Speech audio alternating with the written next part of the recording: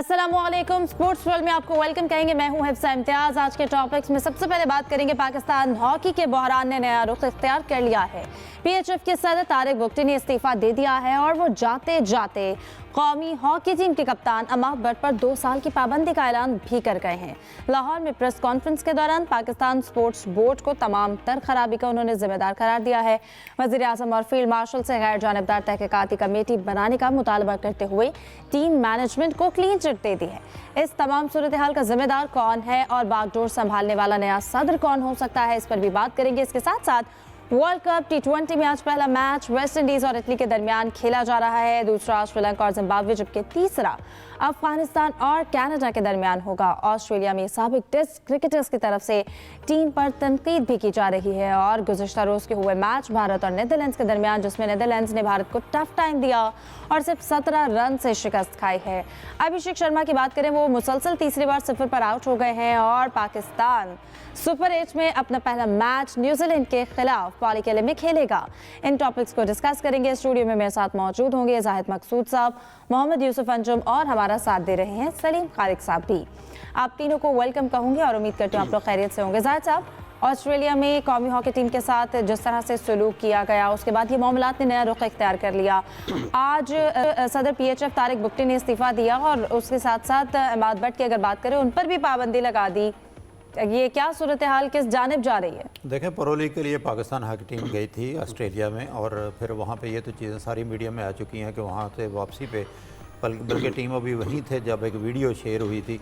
और उसके बाद कप्तान अमाद बट ने गुज़श्ता रात जो है ना, यहाँ पर आते ही एक किस्म का झटका लगा दिया पूरी कौम को ही और हॉकी लवर्स को भी और पाकिस्तान हॉकी फेडरेशन को भी। उन्होंने बड़े बड़े साफ अल्फाज में कहा कि मौजूदा टीम मैनेजमेंट इसकी ज़िम्मेदार है कि वहाँ वो दर बदर की ठोकरें खाते रहे, 13-14 घंटे एयरपोर्ट पर बैठे रहे, फिर जहाँ उनको रहाइश दी गई बकौल उनके कि उनको कपड़े भी धोने पड़े और एक बाथरूम को शेयर भी करना पड़ा और सफाई भी करनी पड़ी। तो सारी तवज्जो हमारी इन कामों पर थी और इसकी ज़िम्मेदार जो है टीम मैनेजमेंट जो साथ है वो है, उन्होंने करार दिया और हॉकी फेडरेशन का भी उन्होंने नाम लिया। इसके बाद ज़ाहिर है ताहिर ज़मान ने भी कल प्रेस कॉन्फ्रेंस की, जो हेड कोच हैं उनके साथ मोहम्मद उस्मान और ज़िशान अशरफ जो सबक कप्तान हैं, तीनों ओलंपियन हैं, उन्होंने भी ज़िम्मेदार करार दिया कि ऐसी कोई बात नहीं हुई। उनका कहना था कि वहाँ पे जो लोकल लोग थे उन्होंने काफ़ी केयर की, लेकिन आज जो 2 या 3 दिन से खिचड़ी पक रही थी, लगता ऐसा था कि कोई ना कोई हुकूमत जो है वो तहकीकाती कमेटी भी बनाएगी और इसको फिर जो है ना तारिक बुगटी या राना मुजाहिद जो पाकिस्तान हॉकी फेडरेशन है इनको भी बुलाया जाएगा। लेकिन अब हालात यहाँ तक पहुँचे कि आज तारिक बुगटी ने प्रेस कॉन्फ्रेंस की। इसकी मज़ीद तफसील तो यूसुफ साहब बताएंगे क्योंकि अभी प्रेस कॉन्फ्रेंस में वहाँ पे मौजूद थे। लेकिन एक अफसोसनाक सूरत हाल है क्योंकि तारिक बुगटी ने बिल्कुल सरासर इल्ज़ाम जो हैं उनका ज़िम्मेदार करार दिया है पाकिस्तान स्पोर्ट्स बोर्ड को कि उनको टाइम पे जो है वो चेक मिलते नहीं रहे, पैसे मिलते नहीं रहे। जब भी प्रो लीग के लिए गए, अर्जेंटाइन गए, बेल्जियम गए, फिर अब ऑस्ट्रेलिया गए, तो इसका ज़िम्मेदार जो है वो पाकिस्तान स्पोर्ट्स बोर्ड है। तो जो भी सूरत हाल है, और ये खिचड़ी आज से नहीं पकी हुई क्योंकि हॉकी में ना ही एक पहली दफ़ा ये वाक़या हुआ है, बड़े ही अरसे से जब से तारिक बुगटी साहब आए थे 2024 में, जब केयर टेकर वज़ीर आज़म थे अनवारुल हक काकड़, उन्होंने इनको नामज़द किया था इस ओहदे पे और यहाँ पे ये सदारत इन्होंने संभाली थी। राना मुजाहिद इनके साथ हैं, पहले हैदर हुसैन थे जो अब कहना चाहिए कि 2 धड़े बने हुए थे बज़ाहिर जो है वो हॉकी के। एक की क़यादत शैला रज़ा कर रही हैं, हम गुज़श्ता रोज़ भी जिक्र कर चुके हैं, और इस्लामाबाद में उन्होंने बाकायदा जो है 2 दिन स्टे भी किया, वहाँ पे प्रेस कॉन्फ्रेंस भी की। ओलंपियन समीउल्ला और हनीफ खान और बहुत से उनके साथ भी हैं। तो कहना चाहिए कि फर्स्ट क्रिएट हुआ है पाकिस्तान का जो कौमी खेल है, इसमें ज़िम्मेदार कौन है नहीं है। हाँ, अलबत्ता ये ज़रूर है कि गुज़श्ता रात मैंने भी राना सनाउल्लाह जो एडवाइज़र भी हैं वज़ीर आज़म के, स्पोर्ट्स को भी देखते हैं, पाकिस्तान ओलंपिक्स में भी फ्रांस में भी गए थे, तो थोड़ी सी उनकी गुफ्तगू में कम अज़ कम मुझे भी बेबसी सी नज़र आई जब उन पर एंकर ने सवाल किया कि आप जो है तारिक बुगटी साहब को आपने लगाया। उन्होंने कहा हमने नहीं लगाया। उन्होंने कहा किसने लगाया? उन्होंने फिर जवाब दिया कि हमने नहीं लगाया। तो इससे लगता है कि ज़ाहिर है वो भी कहीं और से आए होंगे और हुकूमत उनके सामने बेबस होगी। जो भी हुआ सरासर नुकसान पाकिस्तान हॉकी का है, प्लेयर्स का है। फिर एक बात का खैर मैं भी जिक्र करता हूँ फिर ताकि आप यूसुफ साहब से डिटेल पूछ सकें कि जब उन पर सवाल किया गया तारिक बुगटी साहब के पास, तो उन्होंने ये कहा कि सारे फंड्स जो है वहाँ से डिले होते रहे, पाकिस्तान स्पोर्ट्स बोर्ड डिले करता रहा और उन्होंने 2 साल की पाबंदी भी लगा दी इस सवाल के जवाब में कि आपने तो रिज़ाइन दे दिया तो पाबंदी कैसे लगाई। उन्होंने कहा गुज़श्ता रोज़ हमने अपना इजलास बुलाया था, उसमें हमने डिसिप्लिन की खिलाफ वर्जी पर अमाद बट पर पाबंदी लगा दी है। तो ये सूरत हाल अफसोसनाक है जैसे भी कही जाए। और इसका कोई ना कोई जो तारिक बूटी की एक अहम बात थी कि राणा सनाउल्लाह ने अपने इंटरव्यू में ये कहा कि हमने तहकीकात मुकम्मल कर ली है, उसकी रिपोर्ट भी वज़ीर-ए-आज़म को पहुँचा दी है। तो सदर हॉकी फेडरेशन जो तारिक बूटी जिन्होंने रिज़ाइन दिया है, उनका कहना था कि ख़ुद ही वो जज बन गए, ख़ुद ही वो वकील बन गए, ख़ुद ही उन्होंने फ़ैसला सुना दिया और ख़ुद ही रिपोर्ट आकर भेज दी। उस वक्त तक तो टीम यहाँ भी नहीं आई थी, ना उन्होंने प्लेयर्स की बात सुनी, ना उन्होंने टीम मैनेजमेंट की सुनी। तो ओवरऑल मैं तो जिक्र करूँगा कि हॉकी की हालत पहले ही आपके सामने है, जैसी तैसी भी है, और मौजूदा सूरत हाल इंतहाई अफसोसनाक कही जा सकती है। यूसुफ, आप प्रेस कॉन्फ्रेंस अटेंड करके आए हैं, क्या सिनेरियो रहा वहाँ पर? और जैसे कि अब अमाद बट पे अगर हम बात कर रहे हैं पाबंदी की, तो आपको लगता है ये लीगली फैसला चैलेंज हो सकता है? देखें हिफ्ज़ा, जो वज़ीर आज़म होते हैं वो पाकिस्तान हॉकी फेडरेशन के पैटर्न चीफ होते हैं, वही किसी को नामज़द करते हैं बतौर सदर। 7 फरवरी 2024 को इनको उस वक्त के निगरान वज़ीर आज़म काकड़ साहब ने इनको नामज़द किया। तो मुफ्ती साहब को जितना अरसा इन्होंने रहे, कुछ कामयाबी मिली पाकिस्तान को, नाकामियाँ भी आई, कुछ डेलीज़ के इश्यूज़ भी और डेली अलाउंसेस के बहुत सारे इश्यूज़ थे जिनके इस वजह से पाकिस्तान हॉकी को थोड़ा फ़ायदा भी हुआ, नुकसान भी ज़्यादा हुआ पाकिस्तान हॉकी को। अब ये जो इशू था जिसमें पाकिस्तान हॉकी टीम के प्रो लीग में खेलने का मामला था, इसमें काफ़ी बातों में तो सदाकत नज़र आती है जो तारिक बूटी साहब ने आज की, क्योंकि जो फ़ंड थे सारे पाकिस्तान स्पोर्ट्स बोर्ड के पास थे और पाकिस्तान स्पोर्ट्स बोर्ड की ज़िम्मेदारी थी कि बार वक्त उनका जहाँ भी उनको फ़ंड इस्तेमाल करने वहाँ तक पहुँचाए जाते। लेकिन ये जो सास और बहू की लड़ाई है पाकिस्तान और Pakistan hockey federation, Pakistan sports board के दरमियान, इससे कौमी खेल को यकीनी तौर पर नुकसान हो रहा है। अब तारिक बूटी साहब तो चले गए हैं, रिज़ाइन कर दिया उन्होंने, जाते जाते उन्होंने अमाद बट पर 2 साल की पाबंदी भी लगा दी और ये भी वाज़ेह कर दिया कि पाकिस्तान की जो मौजूदा कोचेज़ हैं जिनके ख़िलाफ़ इन लड़कों ने बगावत की थी कि वो नहीं खेलेंगे इनके साथ, वही वर्ल्ड कप क्वालिफाइंग राउंड में जो मिस्र में होने जा रहा है 1 तारीख से, उसमें पाकिस्तान की नुमाइंदगी करेंगे। उसमें अमाद बट को उन्होंने ड्रॉप कर दिया, बाकी जो टीम के अरकान हैं उन्होंने कहा कि ये ट्रैवल करेंगे एज़ प्लान। अब जहाँ तक अमाद बट की पाबंदी का सवाल का आपने कहा कि ये चैलेंज हो सकती है, तो ये आने वाले जो अडाक सुनने में आ रहा है कि पाकिस्तान गवर्नमेंट की जानिब से हॉकी फेडरेशन के मामलों को चलाने के लिए 4 या 5 रुकनी अडाक कमेटी बनाई जा रही है जिसका ऐलान कल तक मुतवक्को है। वो अपने सारे जो मामलात होंगे जो फैसला करेगी कि अमाद बट पर जो पाबंदी लगी थी क्या वो सही लगी थी कि या उसको बिलाजवाज़ लगाया गया था। लेकिन ये कि मजमूई जो सूरत हाल है कौमी खेल के हवाले से पूरी दुनिया में ज़ाहरा खेल का नुकसान भी हो रहा है, चाकनसाई भी हो रही है। तो जो लड़के खेलना चाहते हैं पाकिस्तान हॉकी के हवाले से, लोग पहले ही इनके मुतनफ़र हैं हॉकी खेलने के हवाले से, वो क्रिकेट की जानब राग़िब है, तो मौजूदा जो हम पैगाम दे रहे हैं अपने बच्चों के लिए वो कुछ अच्छा नहीं दे रहे। पाकिस्तान हॉकी के मामलात को जितनी जल्दी मेरिट, दयानतदारी और नेक नीति के साथ चलाया जाए, उस वक्त ही पाकिस्तान की हॉकी ऊपर जा सकती है। आज की प्रेस कॉन्फ्रेंस में उन्होंने दिल खोल के रख दिया कि वो बहुत कुछ करना चाह रहे थे, लेकिन पाकिस्तान स्पोर्ट्स बोर्ड को उन्होंने फ़र्ज वाहिद को कसूरवार करार दिया कि उनके वहाँ पर जो बैठे मुंतज़मीन है, हुकाम है, वो पाकिस्तान हॉकी फेडरेशन को आगे ले जाने में रुकावट बने हुए हैं। सही। सलीम साहब, आपसे जानना चाहूँगी, क्या लगता है तारिक बूटी का जो रेजिग्नेशन है ये प्रेशर में था या फिर ये डैमेज कंट्रोल करने की स्ट्रेटजी थी? और जिस तरह से अब ये हालात हैं फंडिंग के और सिस्टम कंट्रोल के, क्या लगता है जो हॉकी का डाउनफॉल है उसकी भी किस हद तक ये वजह है? शुक्र नंबर आया मेरे। हॉकी के डाउनफॉल की यही लोग हैं वजह, इन लोगों ने हॉकी को तबाह किया है और ये खुद इन्होंने इस्तीफ़ा नहीं दिया होगा 100% मैं आपको बता रहा हूँ। इनको बोला होगा किसी ने कि चले जाओ, खुद ही इज्जत इसी में है। वैसे ही हॉकी में क्या परफॉर्मेंस है, अब तो किसी चीज़ में हम लोग 3 में है ना 13 में है, उसके बावजूद इन लोगों के इतने नखरे, इन्होंने ऐसा और तबाह कर रहे हैं खेल को। अब तो कम से कम कुछ तो बेहतरी की कोशिश करो। अब क्या वो जो वीडियो आई थी तो वो देख के तो बहुत ही, एक जब टीवी चैनल पे चली उसके बाद वो खबरें आई, हम लोगों ने भी खबर लगाई, उसके बाद एक तरदीदी बयान भी आया था हॉकी फेडरेशन का कि ऐसा कुछ भी नहीं है और ये है वो है। तो भाई एक हॉकी का प्लेयर है, वो तो चलो एक नेशनल टीम को रिप्रेजेंट कर रहा है, पाकिस्तान का नाम आ रहा है। मैं भी अगर कहीं बाहर जा रहा हूँ, आप भी कहीं बाहर जाती हैं, तो आप जाने से पहले पूरी आइटिनरी बनाती है, 25 से 26 हमें यहाँ रहना है, इधर से इस तारीख को यहाँ रहना है। तो क्या पाकिस्तान की हॉकी टीम को आपने भेज दिया और उनकी कोई आइटिनरी नहीं बनी हुई थी कि इस होटल में रहना है, यहाँ रहना है, वहाँ करना है, वैसे ही आपने उठा के भेज दिया। वो खुद ही खाने बना रहे हैं, खुद ही बाथरूम धो रहे हैं, खुद ही बर्तन धो रहे हैं, उसके बाद आप बोलने जाओ जाके मैच जीतो। ये तो अनफेयर है ना। पहले भी इस तरह की बहुत चीज़ें होती होंगी, अब वीडियो बनी, अब प्लेयर भी सामने आए, पहले डरा धमका रहे थे उनको, अब सामने आए उन्होंने ये बात बोली, तो ये तो पैसे तो इनको मिल रहे होते हैं। चलो अभी पैसे रोके, आप मना कर देते, आप बोलते भाई पैसे रोक दिए, हमारे पास होटल के पैसे नहीं है, प्लेयर को देने के पैसे नहीं है, हम नहीं जा रहे, तो इशू बनता। जैसे अभी मीडिया ये डिस्कस कर रहा है कि वर्ल्ड कप के दिनों में वर्ल्ड कप को बोलकर क्रिकेट का मीडिया सारा इस पे लगा हुआ है, हॉकी पे, तो उस वक्त आप सोचिए कि अगर ये पहले ही बात आ जाती तो मीडिया उस वक्त भी हाईलाइट करता, हो सकता है गवर्नमेंट उसी वक्त पैसे रिलीज़ कर देती, होटल वगैरह मिल जाते, तो इस तरह से फिर नहीं होता। लेकिन क्यों किया आपने, ऐसा क्यों नहीं किया, ये तो उनसे पूछना चाहिए बुक्टी साहब से। अब जाने के बाद भी उनको बरियो जमा नहीं हो जाना चाहिए, जवाब देने चाहिए, क्योंकि हॉकी तो मुसलसल अब तो बिल्कुल कोई नाम लेने वाले हॉकी के थोड़े से गिनती के लोग रह गए, 2 हमारे यूसुफ साहब और जाहिद साहब हैं और कुछ और लोग हैं, कोई हॉकी को पूछता नहीं इन्हीं चीज़ों की वजह से। तो प्लेयर्स बेचारे पहले रोते रहते हैं कि हमें पैसे नहीं मिल रहे, अब उनको होटल भी नहीं मिल रहा, तो ये तो बहुत गलत है। हुकूमत को उसका नोटिस लेना पड़ेगा और बेहतर करना पड़ेगा। और जिस तरह हॉकी के पुराने बड़े बड़े प्लेयर्स हैं ना, लेजेंड्स हॉकी के, उन लोगों ने हॉकी को बर्बाद किया है, तबाह किया है। इसी तरह क्रिकेट में भी ये जो क्रिकेट के बड़े बड़े लेजेंड्स हैं हमारे, उनका भी कोई कंट्रीब्यूशन नहीं है। सही। जाहिद साहब, क्या लगता है, हमने एक अरसा हो गया, हमने कोई वर्ल्ड कप फाइनल तक नहीं पहुंच सकी हॉकी में हमारी टीम। इसके साथ साथ आप क्या समझते हैं असल जो क्राइसिस है वो परफॉर्मेंस का है, स्ट्रक्चर का है, और जो 90s 70s 90s की जो डिपार्टमेंटल स्ट्रक्चर था उसे वापस लाने की किस हद तक ज़रूरत है? इस जवाब से पहले ना एक रिक्वेस्ट करना चाहता हूँ कि नेक्स्ट जब हमारा 4 दिन प्रोग्राम होगा, मेरा टाइम सलीम भाई को दे देना, क्योंकि अक्सर शिकवा करते हैं, उनको टाइम कम मिलता है। और अब आपके सवाल का जवाब देता हूँ। जो लास्ट बात की ना सलीम खालिक ने, वो बहुत अच्छी बात की है कि इसको बर्बाद करने वाले ओलंपियन है।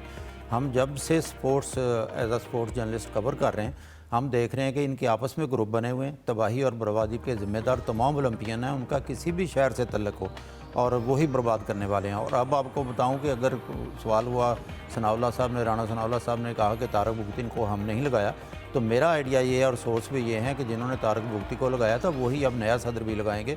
और अगर कोई ओलंपियन ये ख्वाब देख रहा है कि मैं आऊँगा और सदर की सीट पे बैठूँगा, तो बड़ा मुश्किल है। हॉकी जो है, क्योंकि पाकिस्तान के कौमी खेल है, इसका बेड़ा भी गर्क इन्होंने नहीं किया। और आपको याद होगा, मैं पहले भी जिक्र कर चुका हूँ कि अटलांटा ओलंपिक्स में भी यही हुआ था, बगावत हुई टीम मैनेजमेंट के खिलाफ। शहबाज सीनियर, नवीद आलम, ये सारे लोग उसमें शामिल थे, ख्वाजा जुनैद, ये सारे शामिल थे, शहबाज सीनियर भी साथ थे। और फिर पहले प्रेस कॉन्फ्रेंस इन्होंने कराची में की, फिर आकर इन्होंने लाहौर में की। तो पाकिस्तान उस ज़माने में सोच भी नहीं सकते थे कि पाकिस्तान 6ठे नंबर पर जाएगा, तो पाकिस्तानी टीम 6ठे नंबर पर पहुंच गई थी। टीम बुरी नहीं है, टैलेंट है। यहाँ पे बात तो इखलास और मेहनत की है। फिर जहाँ तक हम आज तक कवरेज करते हैं, हमने देखा हुआ, हमने आज तक PHF के ऑडिट रिपोर्ट हमने सामने नहीं देखी। क्यों नहीं कोई गवर्नमेंट लाती? जब एक बरसर इक़्तिदार होता है, दूसरे दावा करते हैं, जब वो तहकीकात करते हैं, कभी रिपोर्ट सामने नहीं आई।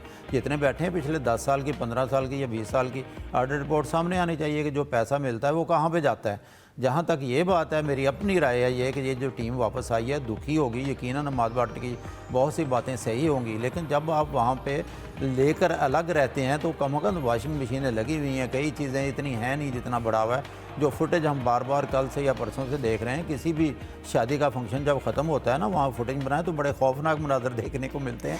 ऐसे ही कुछ ये हैं। तो हॉकी को बर्बाद हम लोगों ने खुद ही किया है और नुकसान भी खुद ही पहुँचाया। तो एक न्यूट्रल कम अज़ कम तारक बुगती की इस बात से इत्तफाक करता हूँ जो उन्होंने कहा कि वज़ीर आज़म साहब से और फील्ड मार्शल साहब से भी गुजारिश किया कि आप एक गैर जानबदाराना कमेटी बना दें। वो कमेटी में ना किसी के भी अंडर ना हो, वो तहकीकात करके देखे कि कौन फॉल्टी है, किसको टाइम पे।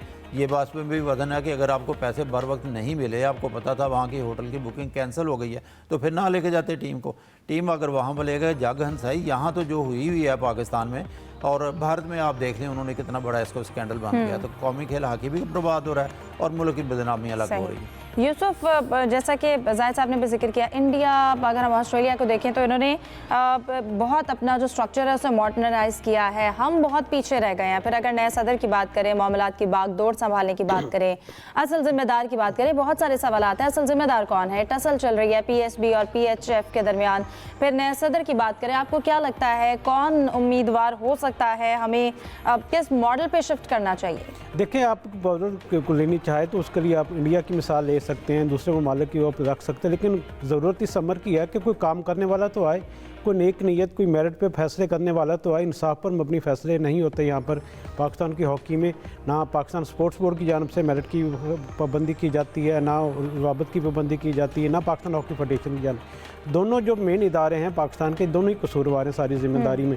पाकिस्तान हॉकी में मेरे ख्याल में ओलंपियंस की जगह पर पढ़े लिखे प्रोफेशनल्स को लाने की ज़रूरत है। उनका तल्लुक़ ना हो, लेकिन वो मुंतज़म अच्छे अच्छे हो। ओलंपियंस का काम मैदान में कोचिंग करना है, टीमों को खिलाना उनका काम ये नहीं है कि आप अपना जो जिम्मेदारियां सारियां उनको सौंप दें। तो मेरे ख्याल में जहाँ तक ज़ाहिर साहब ने भी कहा कि जितने भी साबिक सदूत हैं उनका भी एहतसाब होना चाहिए, यकीनी तौर पर इसकी रवायत का आगाज़ कर देना चाहिए। उसके साथ साथ खिलाड़ियों का भी एहतसाब करने की ज़रूरत है। हम कब तक यही रोना रोते रहेंगे कि हमें डेली अलाउंस नहीं मिले? परफॉर्मेंस भी तो भाई आप दिखाएं। 8 मैचेस हो गए प्रो लीग में, 8 मैच में नाकामी का सामना करना पड़ा। परफॉर्मेंस का म्यार तो बेहतर होना चाहिए हर मैच के बाद, लेकिन परफॉर्मेंस का म्यार नीचे से आता जा रहा है। अब हुकाम का ये कहना है खिलाड़ी अपनी परफॉर्मेंस को नीचे उसको हाईलाइट ना कर किया जाए, उसको छुपाने के लिए वो मलबा डाल देते हैं कोचेस पर कि कोचेस कसूरवार हैं सारे, उनको डेली अलाउंस नहीं दिए गए, उनके वादे पूरे नहीं किए गए। हमारे यहाँ खिलाड़ी बारहा कहते हैं कि हमारे पास जॉब्स नहीं हैं। मैंने 20 रुकनी जो फहरिस्त देखी उसमें से 18 खिलाड़ियों के पास जॉब्स हैं, 2 लड़कों के पास जॉब्स नहीं हैं। ये सारे खिलाड़ी बाहर जाते हैं, लीग खेलते हैं, पैसा कमाते हैं, लेकिन जब पाकिस्तान के साथ खेलने की बात आती है तो सिर्फ वो अपनी परफॉर्मेंस पर बेहतरी की बजाय सिर्फ ये रोना हमें दिखाई देते हैं जी हमारे पास डेली अलाउंस नहीं है, हमारे पास सहूलियात नहीं है। अब ये रोना जो रोना जा रहा है कि हमारे पास ऑस्ट्रेलिया में वहाँ इंतजाम अच्छे नहीं थे, तो मैं इनसे पूछना चाहता हूँ कि पाकिस्तान स्पोर्ट्स बोर्ड जहाँ पर कैंप लगाया जाता है वहाँ पर क्या आला इंतजाम होते हैं? 5 स्टार आपको होटल पर रिहाइश मिलती है? 1900 जब से हॉकी हो रही है, सारे जब भी गैर मुल्की टीमें बाहर जाती हैं पाकिस्तान की, ऐसे टूर्स हर जगह पे होते हैं, हर किस्म के मसाइल का उनको सामना होता है। दूसरी टीमें भी नहीं हालात में खेलती हैं, वहाँ पर अपना सारा कोई करती हैं। जब आप पर सारा आपको पता कि हमारे पास फंड्स नहीं हैं, तो फिर आपको चीज़ों को मैनेज करना पड़ता है। इस तरह पूरे मुल्क की बदनामी नहीं करना पड़ती। मेरे ख्याल में खिलाड़ियों के लिए बेहतर था, क्योंकि world cup qualifying ground sir पर है, ये थोड़ा वेट करते हैं, वर्ल्ड कप क्वालिफाइंग ग्राउंड में पहुँचते हुकूमत इनको इनामात भी देती, जैसा कि माजी में भी होता है कि जब भी इन्होंने परफॉर्मेंस अच्छी थी इनको सर आंखों पर बिठाया गया। लेकिन मुझे नहीं पता कि कोई पीछे इनका एजेंडा था कि किसी के कहने पर इन्होंने सारा कुछ किया। बिल्कुल, इस सारे सूरत हाल में जिम्मेदार कौन है ये जानने के लिए एक बिल्कुल न्यूट्रल सी कमेटी बननी चाहिए। इन सारे सूरत हाल का फैसला होना चाहिए, तहकीकात होनी चाहिए। प्रोग्राम में डिस्कशन को कंटिन्यू रखेंगे एक ब्रेक के बाद। Stay with us.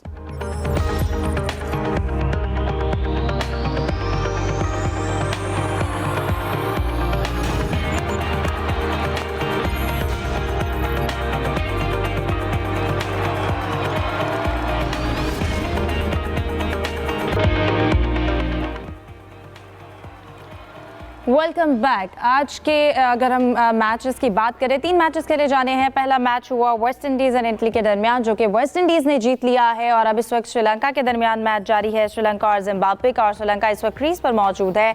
सलीम साहब, आपकी जानिब आना चाहूँगी। अभी जो मैचेस चल रहे हैं श्रीलंका और जिम्बाब्वे के मैच हैं, ये भी एक अहम मैच देखा जा रहा है। दोनों टीमें सुपर 8 में पहुँच चुकी हैं, लेकिन इसके साथ साथ अगर हम पाकिस्तान की मैच की बात करें, नमीबिया से हम जीत गए, बट उसके बाद भी बहुत सी बातें हो रही हैं, जैसे कि बाबर को बैटिंग ना देना। जो बातें हो रही हैं आप उन पर क्या कहेंगे? यकीनन आपको अंदाजा हो गया है। अल्लाह का बहुत बहुत शुक्र है, नमीबिया को हमने हरा दिया। मैं तो यही फिक्र हो रही थी, ना सिर्फ मुझे और भी लोगों को हो रही थी, यही कह रहे थे नमीबिया का तो हरा देंगे। मैंने कहा इंशाल्लाह हरा देंगे, अफ्तार के बाद हो सकता है मैं मिठाई भी बांटूँ। तो खैर परफॉर्मेंस हमारी ठीक रही। हमने बड़ा साहबजादा से शिकवा किया, आपको बिल्कुल याद होगा, आपकी याददाश्त अच्छी है कि इस शो में भी बोला था कि भाई सेंचुरी भी करो, तुम बस 50 करके आउट हो जाते हो। तो शुक्र है उन्होंने सेंचुरी कर दी, अपने आप को मनवा लिया। उस्मान तारिक ज़बरदस्त बॉलिंग कर रहे हैं वो, और ये मेरे ख्याल है जस्टिफाई करने के लिए उनको इस मैच में भी लेट लेकर आए थे। देखा कि इस वजह से हमने इसको दे रहे हो भाई, उस मैच में तो दूसरे में ओवर ही कराना चाहिए था इंडिया में। खैर अच्छा गए। लेकिन जो बाबर को बैटिंग वाली आप बात कर रही हैं, तो मुझे जो समझ आई ना उसकी वजह ये है कि इन्होंने सोचा होगा कि अगर हमारी 1-2 विकेटें जल्दी गिर गई ना, कि जैसे हमारा एक रूल है, हम हमेशा जो बड़ी टीम से मैच होता है, कुछ होता है ना, हम अभी 10 रन पे 2 आउट हो गए, तो फिर उस वक्त चलो बाबर आया ना, तो बाबर उसके बाद खेल लेगा अपने स्टाइल से, नीचे नीचे करके जो भी है अपना हो जाएगा। लेकिन इधर हमें अच्छा एक हमारा स्कोर बन गया था, साहबजादा ने बहुत अच्छी बैटिंग की, तो उसके बाद फिर ऐसा था कि इस चीज़ को आगे बढ़ाया जब मोमेंटम को बाबर को भेज के, और ये उनका कॉन्फिडेंस भी लो है और उनकी फॉर्म भी इतनी अच्छी चल नहीं रही, शायद ये मैनेजमेंट के जहन में होगा। लेकिन देखें होता क्या है, कितनी आसान है, जो बंदा अरबाब इख्तियार है उसके लिए अपने बंदों को प्रमोट करना कसम खुदा की इतना आसान है ना कि क्या बताऊं। अब ये टीम से अंदाज़ा लगा ले, हमारे माइक हसन भाई को पसंद है अपना ये शादाब खान, सैकी भाई का दामाद, अच्छा लड़का है, मैं मानता हूँ उसको। अब आइडियल सिचुएशन थी, कल बोला कि जा बेटा जाके खेल, जी ले, अपनी ज़िंदगी बना ले स्कोर। मगर उस जवान के बच्चे ने उसमें भी मैच बहुत सारी बॉलें ज़ाया कर दी, बाद में वो 2 एक छक्के वक्के लगा के बराबर कर दिया। तो सलीम साहब आप लेकिन समझते उधर हैं कि था यही आपके प्लेइंग, पास। बिल्कुल यही प्लेइंग 11 जो है जो नामीबिया के अगेंस्ट थी, अब इसके बाद हमारे कहाँ मैच होगा सैटरडे को न्यूजीलैंड के अगेंस्ट सुपर 8 में पहुंचने के बाद, तो लगता है कि कोई चेंजेस होनी चाहिए? देखें फास्ट बॉलिंग में तो अभी भी हम लोग मसला है, स्ट्रगल कर रहे हैं अब। लेकिन अब शाहीन की भी तो फॉर्म अच्छी नहीं है ना, करे क्या? या है कि नसीम को चेक करना चाहिए। और ये साइम अयूब का क्या मसला है? इतना बड़ा आप लोगों ने उसको सुपरस्टार बना दिया, परफॉर्मेंस है नहीं, नंबर 1 ऑलराउंडर। भाई तुम्हारा असल काम तो बैटिंग करना है ना, बैटिंग करो। बैटिंग हो नहीं रही, विकेटें ले जाते हैं, चलो ठीक है, लेकिन वो मैच विनिंग विकेटें नहीं होती ना। ये भी एक पाकिस्तान टीम के साथ एक इशू चल रहा है, जिसका जो काम है वो काम नहीं करता, बाकी सब काम कर रहे होते हैं। तो अभी देखें पेस में अगर करना है तो ये सोच सकते हैं, क्योंकि शाहीन को तो अभी लाएंगे, फिर उनकी फॉर्म अच्छी है नहीं, फिर पिट जाएंगे, फिर वही मसला होगा। क्योंकि यहाँ पे अगर आप देखें तो यहाँ भी कोई इतना ईजी नहीं है। इंग्लैंड, न्यूजीलैंड और श्रीलंका तो अपना होम ग्राउंड है, ठीक है। जो टीम इंडिया के खिलाफ हमारा जो कॉन्फिडेंस था बिल्कुल ही खत्म हो गया था, और हमें बेहतर बिल्कुल, और इसको आगे के मैचेस में मजीद बढ़ाने की ज़रूरत है। जायद साहब की ही जानिब चलूंगी। जायद साहब कहिएगा, हम अगर न्यूजीलैंड के साथ मैच की बात करें, पॉली कैले में ये मैच खेला जाएगा, उसके पिचेस की बात करें, आप बेहतर बता सकते हैं। हिस्टोरिकली वहाँ पर स्पिन फ्रेंडली पिचेस रही हैं, तो पाकिस्तान को कितनी हेल्प हो सकती है? देखें दोनों टीमों के लिए नया ग्राउंड होगा, नया स्टेडियम होगा, नई पिचेज़ होंगी, क्योंकि पाली कैले में आज तक अगर रिकॉर्ड देखे जाएँ तो पाकिस्तान सिर्फ 2 मैचेस खेला है। 2012 में गालिबन वो वर्ल्ड कप के मैचेस थे, और एक मैच में पाकिस्तान ने बांग्लादेश को शिकस्त दी थी, एक इसी हरीफ को न्यूजीलैंड को पाकिस्तान ने हराया था। यानी दोनों मैचेस पाकिस्तान ने जीते थे। कैप्टन गालिबन मोहम्मद हफीज़ थे उस ज़माने में पाकिस्तान के। तो नई टीम है, क्योंकि न्यूजीलैंड अपने ग्रुप में भी आपको पता है साउथ अफ्रीका से हारी है, बाकी तीनों मैचेस जीती, जिसमें अफगानिस्तान भी शामिल है।